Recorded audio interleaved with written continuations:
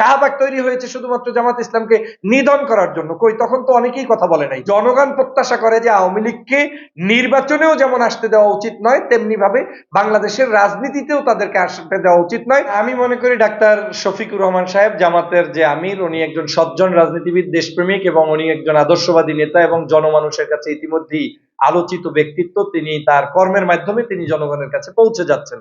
একজন উদারপন্থী রাজনীতিবিদ হিসেবে আমি বিশ্বাস করি প্রত্যেকটি রাজনৈতিক দলের নেতার তার জায়গায় স্বস্থানে তার দলের পক্ষে ভূমিকা পালন করা, এটা তার নৈতিক দায়িত্ব। জামাতের আমির যে উদাহরণটা দিয়েছেন যে বাংলাদেশের সেনাবাহিনী এবং জামাত ইসলাম দেশপ্রেমিক, এটা তার অন্যায় কিছু বলেন নাই, কারণ আমি আমার দলের কথাই বলবো, তিনি তার দলের কথাই বলবেন। তো পাশে তিনি সেনাবাহিনীকে এজন্যই রেখেছেন যেহেতু সেনাবাহিনী বাংলাদেশের বিশেষ করে জুলাই বিপ্লবে যে অবদানটা রেখেছে সেটা তো অস্বীকার করা যাবে না। জেনারেল ওয়াকারুজ্জামান সাহেবের নেতৃত্বে আজকের যদি আমরা সহযোগিতা না পেতাম, তাহলে এই জুলাই বিপ্লবে হয়তো এখানে আরো হাজার হাজার মানুষ মৃত্যুবরণ করতো, কিন্তু দেশের স্বাধীনতা হতো না। অতএব আমাদেরকে তাদেরকে অ্যাকনলেজ করতে জানতে হবে।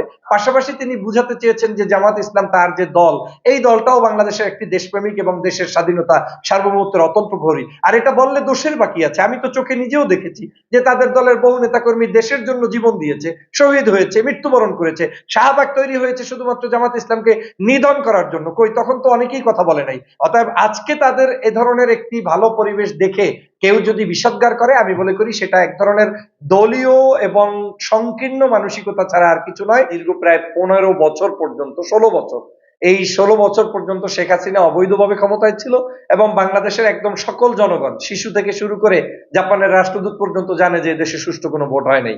যেহেতু 15 বছর তারা রাতের ভোট করেছে, নিশিরাতের ভোট, তাহাজ্জুদের ভোট, দিনের বেলা 153টা আসনে বিনা ভোটের নির্বাচন, তারপরে 24 সালের আন্ডারস্ট্যান্ডিং এর ভোট, মানে ভাগযোগ করে ভোট, এই যে ভোট করেছে, এই ভোটের কারণেই এই অনৈতিকতার দায়ে আগামী 15 বছর পর্যন্ত আওয়ামী লীগের সাথে কারো কথা বলা উচিত না। এটা আমার ব্যক্তিগত মত। 15 বছর পরে আপনার সাথে আমার ডায়লগ হতে পারে যে কোন পদ্ধতিতে আপনি নির্বাচন করবেন, কোন পদ্ধতিতে আপনাকে নিয়ে আমি নির্বাচন করব।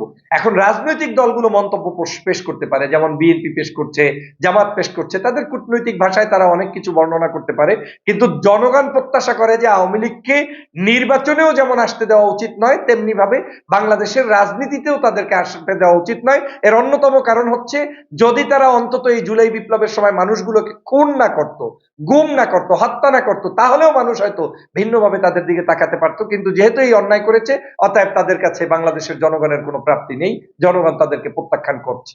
বাংলাদেশ জাতীয়তাবাদী দল, জামাতে ইসলামী বাংলাদেশ, এরপরে অন্যান্য রাজনৈতিক দল প্রত্যেকেই সংস্কারের জন্য বিভিন্ন প্রস্তাব দিয়েছে। বিএনপির 31 দফা আমরা ইতিমধ্যেই শুনেছি, তাদের বিভিন্ন কর্মশালায় সেটা তারা ট্রেনিং দিচ্ছে, গ্রামে গঞ্জে শহরে বন্দরে সব জায়গায় তাদের প্রশিক্ষণ চলছে। জামাতের 40 দফার মধ্যে সরকারকে ইতিমধ্যে 10 দফা দিয়েছে, 30 দফা পরবর্তীতে গভর্নমেন্ট আসলে কিংবা তারা ক্ষমতায় গেলে পরিবর্তন করবেন বলে জনগণকে তারা আশ্বস্ত করছেন এবং জানাচ্ছেন। সংস্কার প্রক্রিয়াটা আসলে দীর্ঘ 53 বছর পূর্ব থেকেই মানে ধরেন প্রয়োজন ছিল, কিন্তু রাজনৈতিক প্যাটার্নটা একটু ভিন্ন ছিল। তৎকালীন সময়ের এই সংস্কারের প্রয়োজনীয়তাটা যেভাবে দরকার ছিল, সেটা কিন্তু আসলে আদতে কোনোভাবেই সুপ্রতিষ্ঠিত হয়নি। বাংলাদেশে ছাত্র জনতা যে জুলাই বিপ্লব করেছে, বিপ্লবের পরে এই সংস্কারের প্রয়োজনীয়তাটা এখন সম্মুখে এসেছে এবং জুলাই বিপ্লবটা একটা রাজনৈতিক প্যাটার্নে কিন্তু হয়নি। রাজনীতিবিদরা এখানে সাহায্য করেছে, কিন্তু প্যাটার্ন ছিল ছাত্র জনতার নেতৃত্বে। যে কারণে স্বভাবতই ছাত্র জনতার যে দাবিটা, সেটা হচ্ছে আমাদেরকে সংস্কার করতে হবে, সংস্কার করে আগামীর বাংলাদেশ গঠন করতে গতানুগতিক নিয়মের বাইরে গিয়ে একটি গণতান্ত্রিক প্রক্রিয়ার পদ্ধতিতে আমরা যাব। আমি এটাকে অবশ্যই সাধুবাদ জানাই এবং বাংলাদেশের এই সংস্কারের আমি পক্ষে। তবে সংস্কার প্রক্রিয়াটা একটা লম্বা জার্নি, এটাও আপনাকে বিশ্বাস রাখতে হবে। যেটা বিএনপি বলছে যে সংস্কারটা লম্বা সময় নিয়ে করতে হবে, সেই সময়ের জন্য অবশ্যই আমাদেরকে অপেক্ষা করতে হবে, সেই সময়টা আমাদের লাগবে। কিন্তু আমি মনে করি ব্যক্তিগতভাবে এবং ছাত্র জনতার যে দাবি এবং দলমতের ঊর্ধ্বে উঠে, যে বেসিক সংস্কারও যদি আপনি এখন না করেন, তাহলে এই দেশের আগামীর রাজনীতিটা কিভাবে হবে? তাহলে তো শেখ হাসিনার পদ্ধতিতেই বাংলাদেশে সংস্কার থেকে যাবে এবং তার পদ্ধতিতেই আপনাকে একটা নির্বাচন করতে হবে, সেটা এদেশের জনগণ কোনোভাবেই চায় না। যেহেতু জুলাই বিপ্লব হয়েছে, বিপ্লবের বেসিক কিছু সংস্কার সেটাও যেমন করা দরকার, পাশাপাশি অন্যান্য রাজনৈতিক দলের যে সংস্কার তারা করতে চাচ্ছে সেগুলোও চলমান রাখবে বলে মনে করি। তবে সবচেয়ে বড় সংস্কার আমার দৃষ্টিতে মনে হচ্ছে, শুধু সরকার যে সংবিধান সংস্কার করবে, নির্বাচন কমিশন সংস্কার করবে কিংবা অন্যান্য পার্টির সংস্কার করবে, এটার মধ্যে সীমাবদ্ধ থাকলে হবে না। বাংলাদেশের রাজনৈতিক দলগুলোর মধ্যে সংস্কার করতে হবে।